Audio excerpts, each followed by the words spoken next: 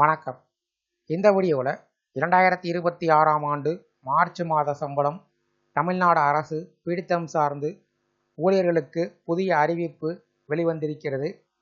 எதன் காரணமாக சம்பளத்திலிருந்து குறிப்பிட்ட தொகை பிடித்தம் செய்யப்பட்டிருக்கிறது என்பது குறித்து விளக்கத்தை பார்க்கலாம்.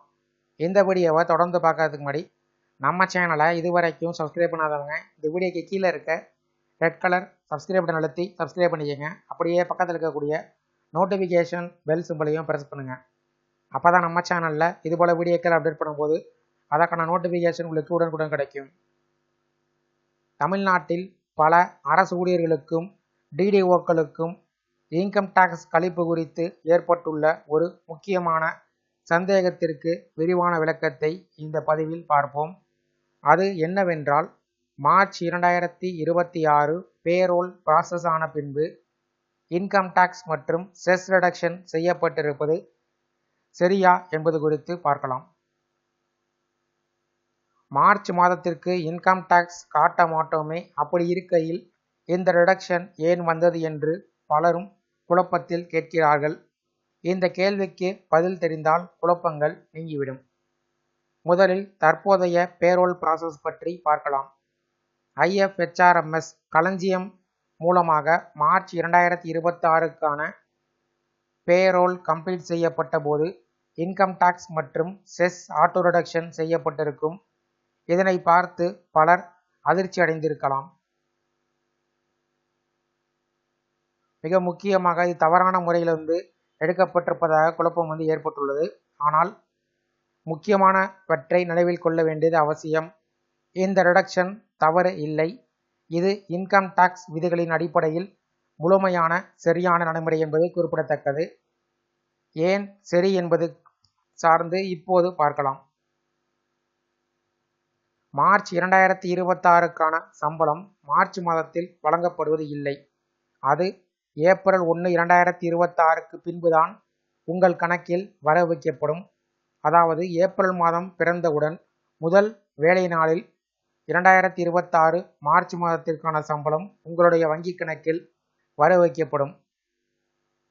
மார்ச் 2026 சம்பளம் எந்த நிதியாண்டில் வருகிறது?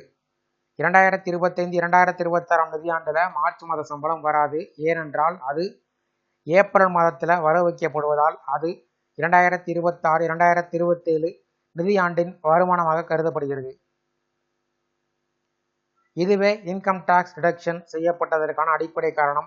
இன்கம் டேக்ஸ் விதியில் எப்போது சம்பளம் பணம் கிடைக்கிறது என்பதுதான் முக்கியம். அது எந்த மாதத்திற்கான சம்பளம் என்பது கிடையாது.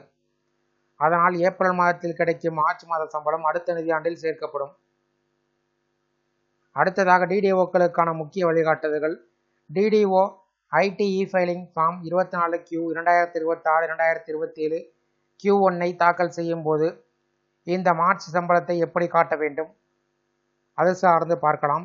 ஏப்ரல் 1 மார்ச் 2026 சம்பளம், ஏப்ரல் 2 2026க்கான சம்பளம், மே மற்றும் ஜூன் இந்த மாதிரி பதிவு செய்து ஃபைலிங் செய்வது சரியான மற்றும் அங்கீகரிக்கப்பட்ட நடைமுறையாகும்.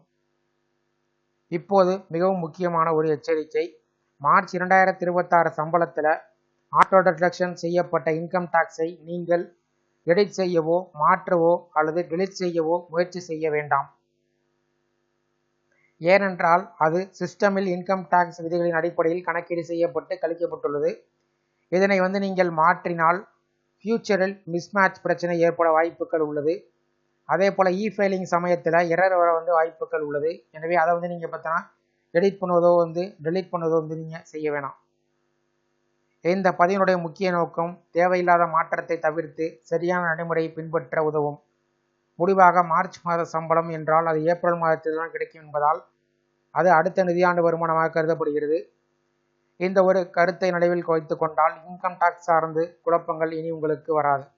இந்த வீடியோ குறித்த உங்களோட கருத்துக்களை கமெண்ட் செக்ஷனில் கமெண்ட் பண்ணுங்கள். இந்த வீடியோ பிடிச்சிருந்தா வீடியோக்கு ஒரு லைக் பண்ணுங்கள். இந்த வீடியோவை உங்களுடைய நண்பர்கள் உறவினர்கள் அனைவருக்கும் ஷேர் பண்ணுங்கள். மற்றும் ஒரு பயனுள்ள வீடியோவில் சந்திப்போம். நன்றி.